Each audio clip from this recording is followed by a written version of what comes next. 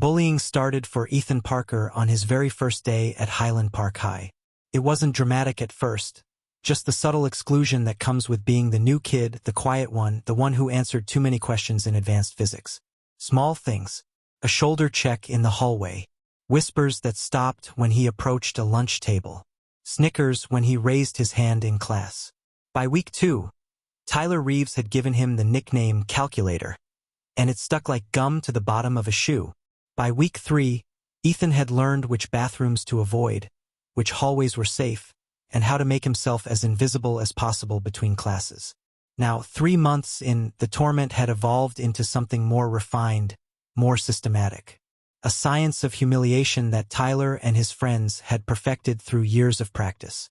Calculator. The shout echoed down the hallway as Ethan hurried toward his locker before first period. He hunched his shoulders instinctively but kept walking. Sometimes, if he pretended not to hear, they would let it go. Not today. A hand clamped down on his shoulder, spinning him around so forcefully that his glasses slid down his nose. Tyler Reeves stood there, flanked by Derek and Mason, his usual enforcers. At 6'1", Tyler towered over Ethan's slight frame. His Letterman jacket stretched across broad shoulders built from years of football training. "I was calling you," Tyler said, his voice deceptively friendly. "Didn't you hear me?" "Sorry," Ethan mumbled, eyes fixed on the floor. "I need to get to my locker before class." Sure, Tyler nodded, stepping aside with exaggerated courtesy. "Don't let me stop you." Relief washed over Ethan. Maybe today would be one of the easier days. He turned toward his locker, took 2 steps, and felt his backpack yanked from behind. The sudden force sent him stumbling forward, his palms slapping against the cold metal of the lockers to break his fall. Laughter erupted behind him as Tyler unzipped Ethan's backpack and began rummaging through it. "Give it back," Ethan said, his voice barely audible over the hallway chatter. "Please." "In a minute," Tyler replied, pulling out a spiral notebook with equations scribbled across the cover. "Just checking if you did the calculus homework. You know, like a good friend would share." "I did it," Ethan said, reaching for the notebook. "You can copy it. Just not here. We'll be late." Tyler held the notebook higher, out of reach. "Actually, I think we should make sure it's correct first. Wouldn't want to copy wrong answers." With deliberate slowness, he opened the notebook and ripped out the homework page. Then he tore it into quarters and let the pieces flutter to the floor like oversized confetti. "Oops," Tyler said, his eyes locked on Ethan's. "Guess you'll have to do it again." The warning bell rang, sending students scurrying toward classrooms. The hallway emptied quickly, leaving Ethan alone with the 3 boys and the shredded remains of 3 hours' work. "You know," Tyler said conversationally as he dropped Ethan's now empty backpack to the floor, "I'm actually doing you a favor. Mr. Davis said the homework was too easy for someone like you. I'm just giving you a chance to challenge yourself by doing it again." Ethan knelt to gather the torn papers, knowing it was futile. He'd have to redo the entire assignment during lunch. Another lunch spent hiding in the library instead of eating. "Hey, I'm talking to you," Tyler said, his tone hardening. He kicked Ethan's backpack away just as Ethan reached for it.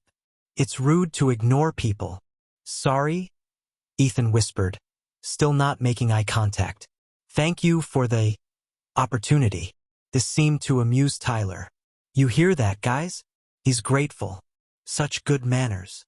He crouched down, bringing his face level with Ethan's. "You know what your problem is, calculator? You're too soft, too weak. You need to toughen up." Ethan said nothing, focusing on collecting his scattered belongings. This close, he could see the small scar above Tyler's right eyebrow, a souvenir from some long-ago fight. Tyler wore it like a badge of honor, a visible reminder of his toughness. "Leave him alone, Tyler." A girl's voice cut through the tension. "The second bell's about to ring." All 4 boys looked up to see Jessica Chun standing a few feet away, her arms crossed over her chest. As student body president and daughter of the school superintendent, Jessica was one of the few people Tyler seemed to respect, or at least fear. "We're just helping him with his homework," Tyler said, standing up. "Right, calculator?" Ethan nodded automatically, the response conditioned over months of similar encounters. Deny the bullying. Play along. Don't make it worse. Jessica's eyes narrowed skeptically, but the second bell rang before she could respond. Whatever. You're all late now. As she walked away, Tyler's friendly facade dropped. You got lucky today, he told Ethan, his voice low. But there's always gym class, right? The three boys sauntered off toward their classes, leaving Ethan to finish gathering his things. His hands trembled slightly as he zipped his backpack, the torn homework forgotten. Gym class. Dodgeball day. The thought made his stomach clench. Late to advanced physics, Ethan slipped into the classroom with a mumbled apology to Mr. Davis. The teacher's disappointed look stung worse than anything Tyler could do. Ethan had always been the good student, the one teachers could count on. Now, for the third time this month, he was disrupting class with his tardiness. See me after class, Mr. Parker, Mr. Davis said before returning to his lecture on quantum mechanics. Ethan slid into his seat, painfully aware of the whispers and glances from his classmates. Everyone knew why he was late. Everyone knew what happened in the hallways, and no one did anything. The rest of the morning passed in a blur of anxiety as Ethan mentally prepared for gym class. By fourth period, his appetite had vanished completely, though he hadn't eaten breakfast either. Instead of heading to the cafeteria for lunch, he made his way to the library to reconstruct his calculus homework. The library was quiet, a sanctuary from the chaos of the cafeteria. Ethan found his usual spot in the back corner, hidden behind the outdated encyclopedia section that no one ever visited in the age of Google. He pulled out his textbook and a fresh sheet of paper, trying to focus on derivatives and integrals instead of the knot of dread tightening in his chest. Not eating again? Ethan looked up to find Olivia Ramirez standing by his table, a brown paper lunch bag in her hand. Unlike most of his classmates, Olivia had actually spoken to him occasionally since his arrival. As another academic high achiever, she seemed to recognize a kindred spirit. Not hungry, Ethan replied with a shrug. Olivia sat down across from him without asking, pulling out a sandwich. You're never hungry at lunch. It's weird. Just busy, he said, gesturing to his half-completed homework. She glanced at the paper. Didn't that assignment get turned in this morning? Ethan focused on the equation he was writing, not wanting to explain. I'm just redoing it. For practice. Right? Olivia said, clearly not believing him. She pushed half her sandwich across the table. Eat.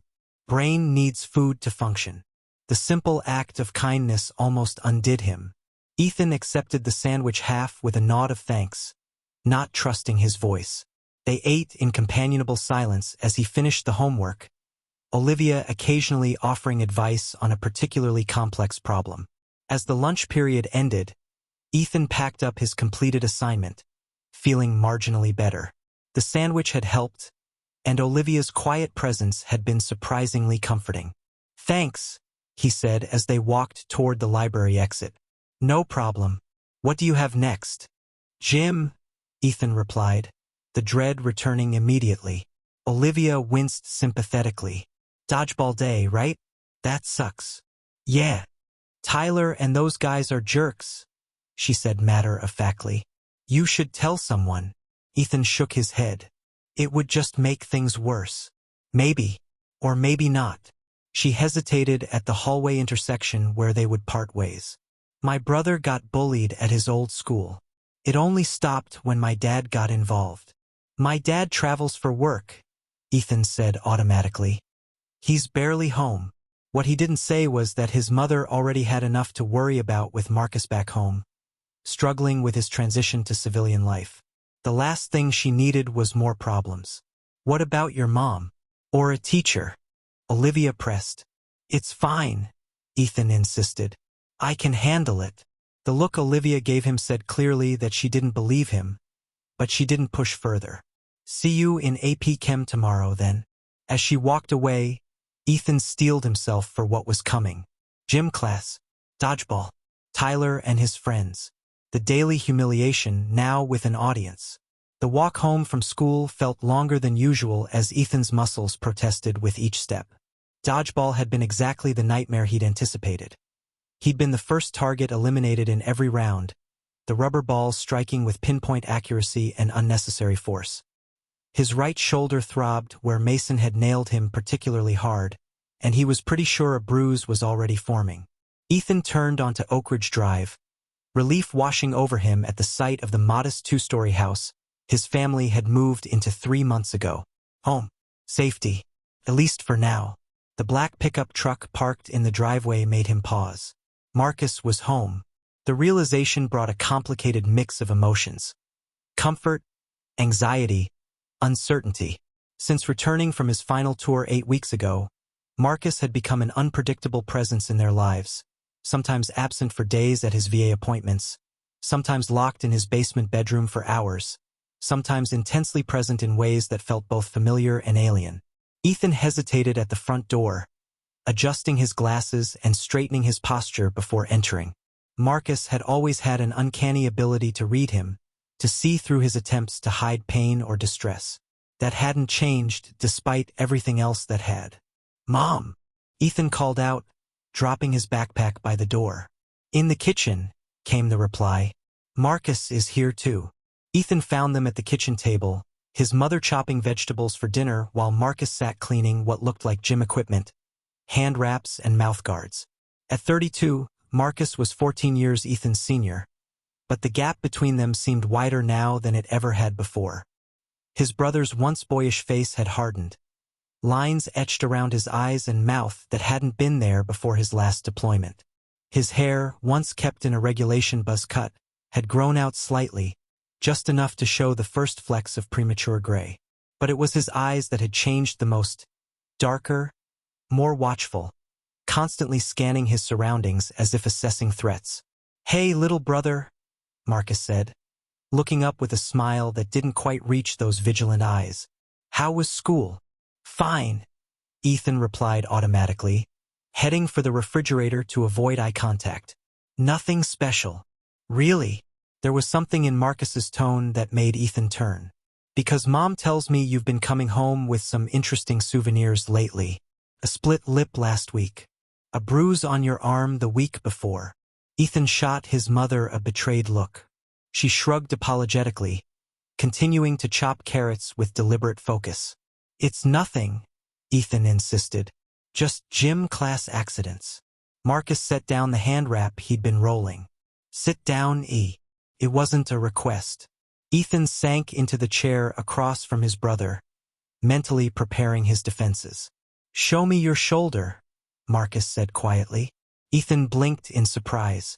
"What?" "Your right shoulder. You're favoring it. Have been since you walked in." Marcus's gaze was steady, unflinching. "Show me." Slowly, reluctantly, Ethan pulled down the collar of his t-shirt, revealing the angry red mark that was indeed darkening to a bruise. Their mother gasped softly, setting down her knife. "Ethan, what happened?" "Dodgeball," Ethan muttered. "It's not a big deal." "Not a big deal," Marcus repeated, his voice flat. "Like the split lip wasn't a big deal? Like the bruises before that weren't a big deal? It's just how gym class is," Ethan insisted. "Everyone gets hit in dodgeball." "Not like that." Marcus leaned forward, his forearms resting on the table. The movement revealed the edge of a tattoo peeking from beneath his t-shirt sleeve. The Marine Corps emblem intertwined with something else Ethan couldn't quite make out. "Someone's targeting you. I want names." "Marcus," their mother interjected gently. "We talked about this. Let Ethan handle it his way first." "His way isn't working," Marcus replied, not taking his eyes off Ethan. "They're getting bolder. It'll escalate." The clinical assessment sent a chill through Ethan. His brother wasn't speaking as an angry sibling but as someone who had assessed threat patterns professionally, who had seen how violence escalated when unchecked. "It's not that bad," Ethan insisted, pulling his shirt back into place. "I'm handling it." "Are you?" Marcus's voice softened slightly. "Because from where I'm sitting, you're coming home hurt and lying about it." Ethan stared at the table, unable to meet his brother's penetrating gaze. "What do you want me to do? Tell the teachers? That'll just make it worse." "Fight back?" They're twice my size. Size doesn't matter, Marcus said, almost to himself. Technique does. Leverage. Psychology. Their mother stepped in again, placing a gentle hand on Marcus's tense shoulder. Why don't we all take a breath? Dinner will be ready in an hour. Ethan, go get started on your homework. Marcus, help me finish prepping these vegetables. It was a transparent attempt to separate them, to defuse the tension building in the kitchen. Ethan seized the opportunity, grabbing his backpack and retreating to his bedroom upstairs. He was halfway through his chemistry assignment when a knock came at his door. He knew without looking up that it was Marcus. Their mother always called out before knocking. Come in, Ethan said, setting down his pencil. Marcus entered, carrying 2 mugs of hot chocolate, a peace offering from their childhood days. He handed one to Ethan before sitting on the edge of the bed. I'm not going to force you to talk about it, Marcus said after a moment of silence, but I want you to know that I understand more than you might think. Ethan raised an eyebrow skeptically. You were never bullied a day in your life. You were team captain and prom king. A shadow crossed Marcus's face. High school, yeah, but before that, elementary school wasn't so great for me either. He took a sip of his hot chocolate. I was the skinny kid with the stutter, remember? Ethan had forgotten about the stutter. It had disappeared so completely by the time he was old enough to really remember Marcus that it seemed like a story about someone else. What happened? Ethan asked. How did you stop it? Marcus was quiet for a long moment. Dad happened. He signed me up for boxing lessons after I came home with a black eye in 4th grade. Said if I was going to get hit, I should at least know how to hit back. A ghost of a smile touched his lips. I hated it at first. Kept getting my ass kicked in the gym too. But something changed after a few months. Not just physically. You got stronger, Ethan supplied. No, Marcus shook his head.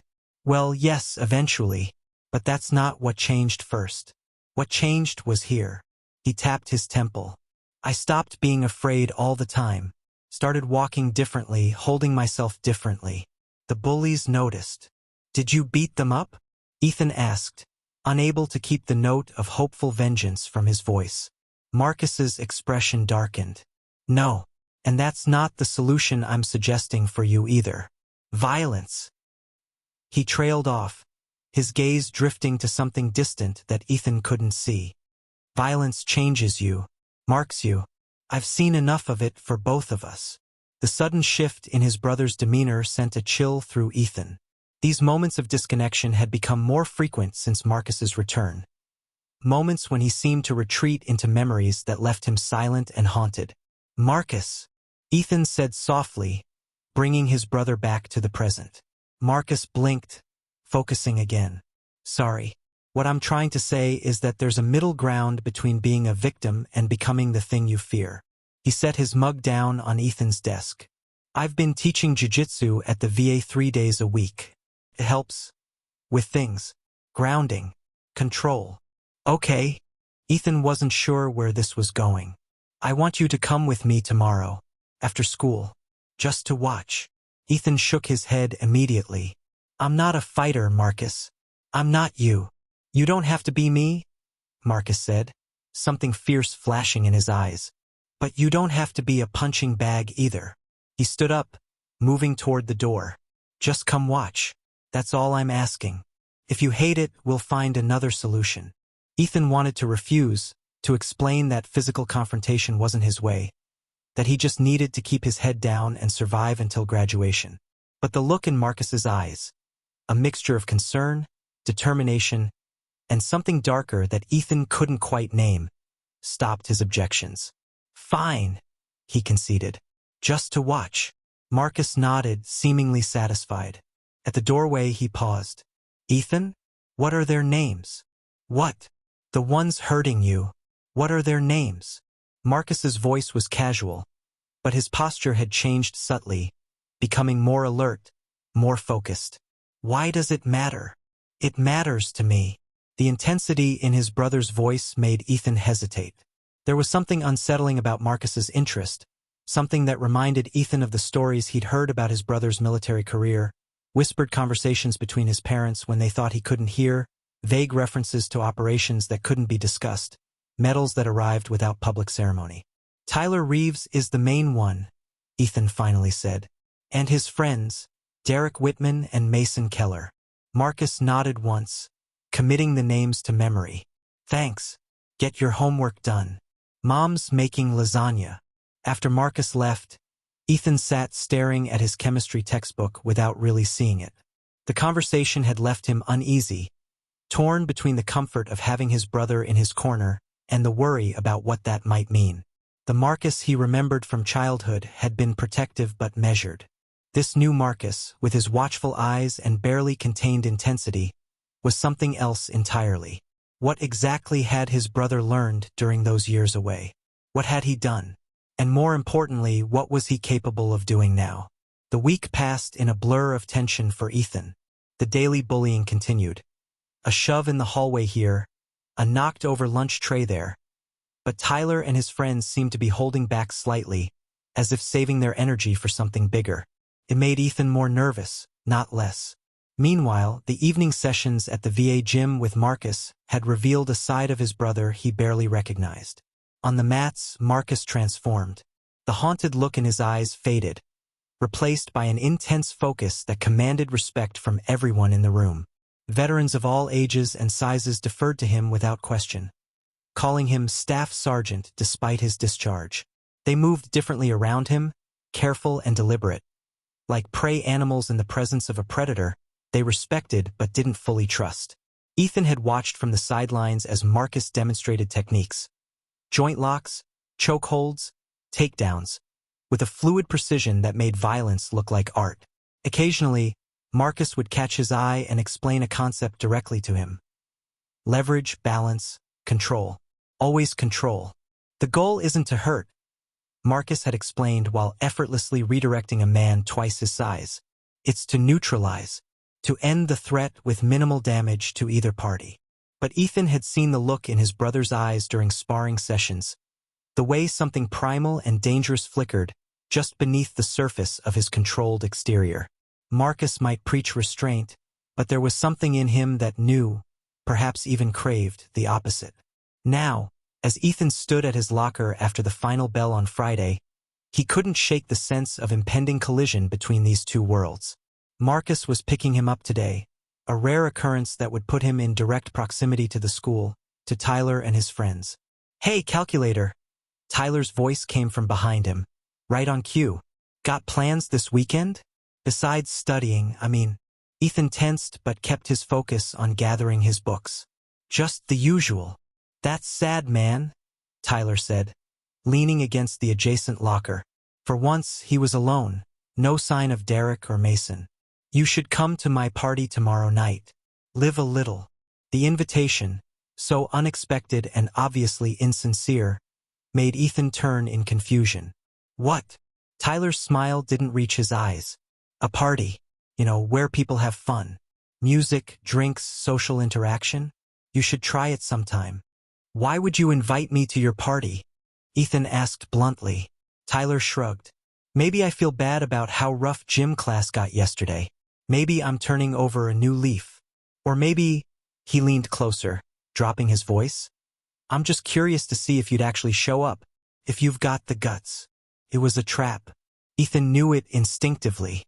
But before he could respond, a new voice entered the conversation. "He's got other plans," Marcus said, appearing beside them with a silent grace that belied his solid frame. Ethan hadn't heard his brother approach, a common occurrence since Marcus's return.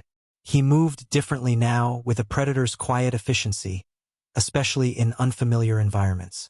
Tyler straightened, taking in Marcus with a quick assessing glance. In his Letterman jacket and designer jeans, Tyler had the confident look of someone used to being the dominant presence in any room. But standing next to Marcus, something shifted subtly in his demeanor. "You must be the brother," Tyler said, extending a hand. "Tyler Reeves. Ethan and I have AP Calc together." Marcus ignored the outstretched hand, his eyes never leaving Tyler's face. "Staff Sergeant Marcus Parker," he said, his voice deceptively mild. "Ethan's mentioned you." The way he said it, flat, devoid of inflection, sent a chill down Ethan's spine. It wasn't a friendly acknowledgement but a statement of recognition. A marking of prey. Tyler's hand dropped awkwardly to his side. "All good things, I hope?" he said with a forced laugh. "Not particularly," Marcus replied, still in that same even tone. "We need to go, Ethan." Relieved for the excuse to escape, Ethan quickly closed his locker. "See you Monday, Tyler." "Sure thing," Tyler said, some of his usual bravado returning as Marcus turned away. "Think about the party. Offer stands." Marcus said nothing as they walked through the school corridors, but Ethan could feel the tension radiating from him, a contained energy that seemed to clear a path through the crowded hallway. Students instinctively moved aside, responding to something primal that warned them to give this man space. It wasn't until they reached the parking lot that Marcus spoke. "That's him? Tyler?" Ethan nodded, climbing into the passenger seat of Marcus's pickup. "Yeah. Looks like a typical bully. Overcompensating. Probably has his own issues at home." Marcus started the engine but made no move to pull out of the parking space, his eyes fixed on the school entrance where students continued to stream out. "The others aren't with him today? Derek has baseball practice on Fridays. Mason usually goes with him to watch," Ethan explained, then immediately regretted providing the information. Something in Marcus's expression had sharpened at the details, like he was filing them away for future use. "Interesting," Marcus said, finally putting the truck in reverse. "So they'll be alone, separated." The observation sent a wave of alarm through Ethan. "Marcus, what are you thinking?" His brother's face smoothed into a neutral expression. "Nothing specific, just assessing the situation." He pulled out of the school parking lot, navigating through the afternoon traffic with the same focused precision he brought to everything now. "He invited you to a party?" "It wasn't a real invitation," Ethan said. "It was a setup. They probably want to." He trailed off, unwilling to voice his suspicions about what would happen to him at Tyler's house, away from school supervision. "Probably," Marcus agreed. Instead of turning toward home, he headed in the opposite direction. "We're making a stop first. There's someone I want you to meet." 20 minutes later, they pulled into the parking lot of a nondescript commercial building with a simple sign, Gracie Jiu-Jitsu Academy. The logo featured a stylized triangle that Ethan recognized from Marcus's gym bag. "What are we doing here?" Ethan asked as Marcus killed the engine. "Meeting a friend of mine. Someone who can help with your situation." Inside, the academy was a large open space with padded mats covering most of the floor. A few people in white GIs were drilling techniques in one corner, while others stretched along the walls. The air smelled of sweat and disinfectant. A compact man with salt and pepper hair approached them, his face breaking into a genuine smile at the sight of Marcus. "Parker, didn't expect to see you until tomorrow." "Changed plans, coach," Marcus said, clasping the man's hand. "This is my brother, Ethan. The one I told you about." "Ah." The man's eyes shifted to Ethan, assessing him with a practitioner's eye. "The bullying situation. I'm Michael Gracie. Your brother speaks highly of you." Ethan shot Marcus a surprised look. How much had he told this stranger? "Michael was my instructor before I deployed," Marcus explained. "He's been helping me transition back to civilian life, and he has experience with situations like yours." "More than I'd like," Michael confirmed, gesturing for them to follow him to a small office off the main training floor. "Bullying is basically what got me into this business in the first place." Once they were seated, Michael leaned forward, his manner direct but kind. "Your brother tells me you've been having some trouble at school. 3 boys, physical intimidation, escalating patterns." Ethan shifted uncomfortably. "It's not that bad." "It's bad enough," Michael countered gently, "and it rarely gets better on its own." He glanced at Marcus. "Your brother wants me to teach you how to defend yourself. I'm willing to do that. But first, I need to understand what you want." "I don't want to fight," Ethan said immediately. "I'm not a fighter." Michael nodded, unsurprised. Fighting should always be the last resort. But knowing how to fight, really knowing, deep in your bones, often means you'll never have to. He leaned back in his chair. Have you told teachers? Parents? Tried the official channels? Mom knows, Ethan admitted. But she's got enough to worry about with. He glanced at Marcus, who remained impassive. With everything, and teachers don't help. They either don't see it or don't want to get involved. Typical, Michael sighed. So where does that leave you? Ethan shrugged helplessly. I don't know. Survive until graduation. It's only 2 more years. 2 years is a long time to live in fear, Michael observed. And bullies who succeed tend to escalate. Today it's a bruised shoulder. Tomorrow. He let the implication hang in the air. The room fell silent as Ethan considered this. He'd been trying not to think too far ahead, focusing only on getting through each day. But deep down he knew Michael was right. Tyler and his friends were growing bolder, more physical. Where would it end? What exactly are you suggesting? Ethan finally asked. Michael exchanged a look with Marcus before answering. A different approach. Not fighting them, outsmarting them. Using their own energy against them. The party, Marcus interjected suddenly. You should go. What? Ethan stared at his brother in disbelief. You can't be serious. I am. Go to the party. But not alone. Marcus's eyes had that focused, tactical look again. I'll go with you. No, Ethan said immediately, panic rising in his chest. Absolutely not. Do you have any idea how much worse that would make things? Bringing my older brother to protect me? Not to protect you, Marcus clarified. To change the dynamic. To let them see that you're not isolated. That actions have consequences. This is insane, Ethan protested. You can't just show up at a high school party.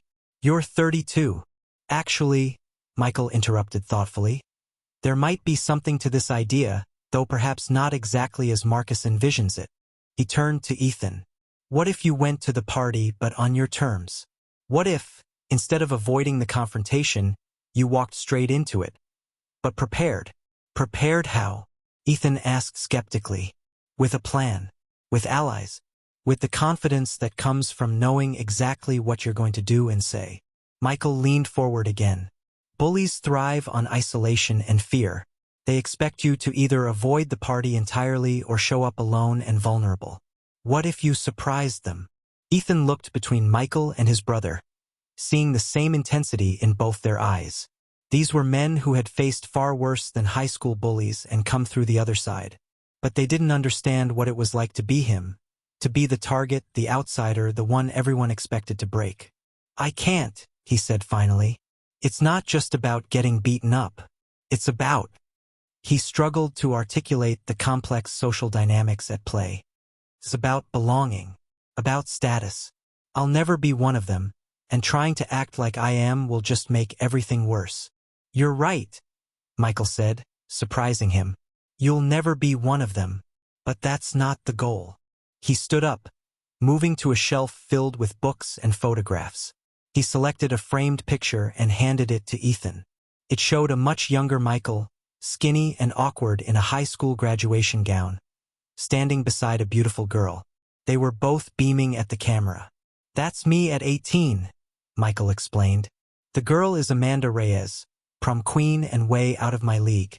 At least, that's what everyone thought, including the football captain who made my freshman and sophomore years hell because I tutored her in chemistry. What happened? Ethan asked, curious despite himself. Junior year, I started training Jiu-Jitsu.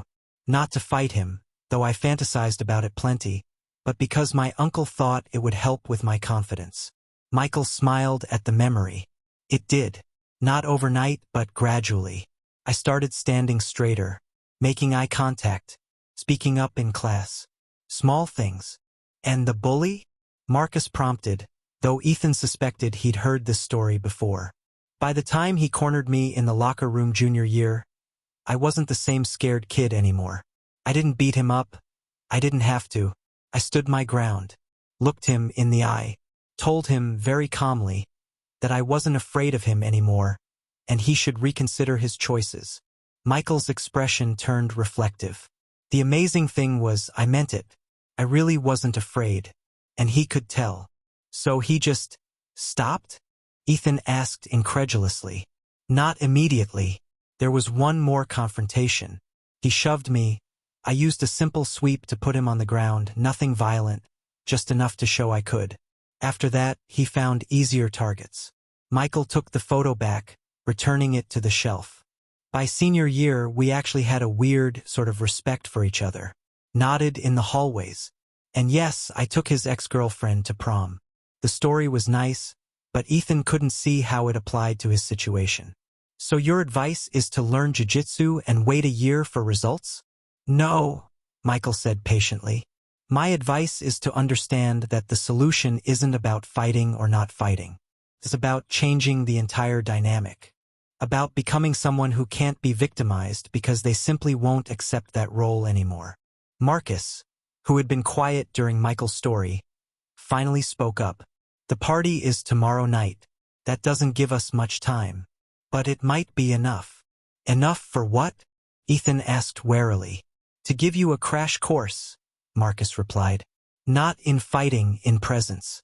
In projecting a confidence you might not feel yet. In walking into a hostile situation prepared for whatever comes.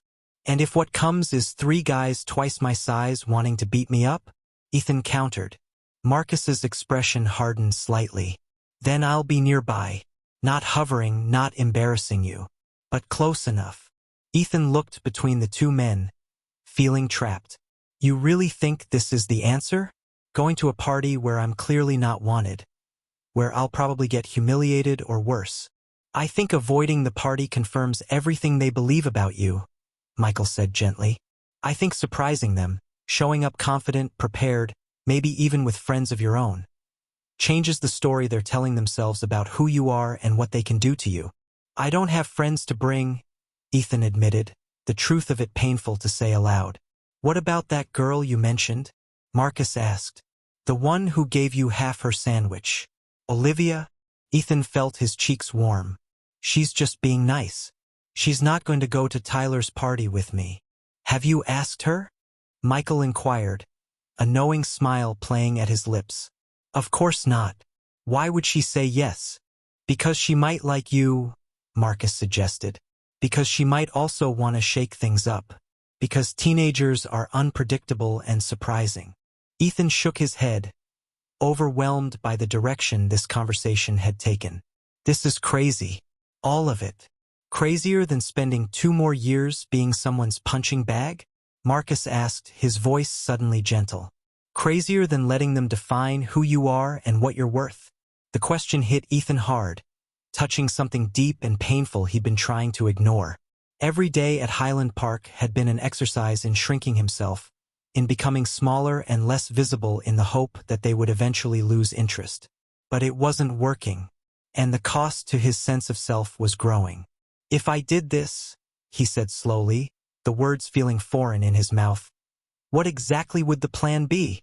Marcus and Michael exchanged a look that contained volumes. Professional assessment, mutual respect, shared understanding of violence and its consequences.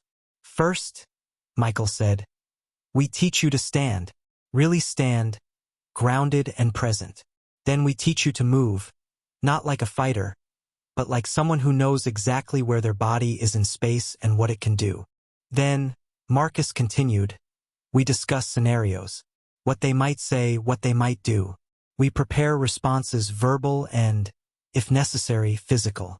Simple, effective techniques that work regardless of size difference. And most importantly, Michael finished, we work on your mind, on replacing fear with awareness, on finding that place inside yourself that refuses to be a victim, no matter what. It sounded simultaneously ridiculous and profound. Ethan wasn't sure he believed any of it would work, but for the first time in months, he felt something other than dread when thinking about facing Tyler and his friends. Something that might, with some imagination, be called hope. Okay, he said finally. I'll try it your way.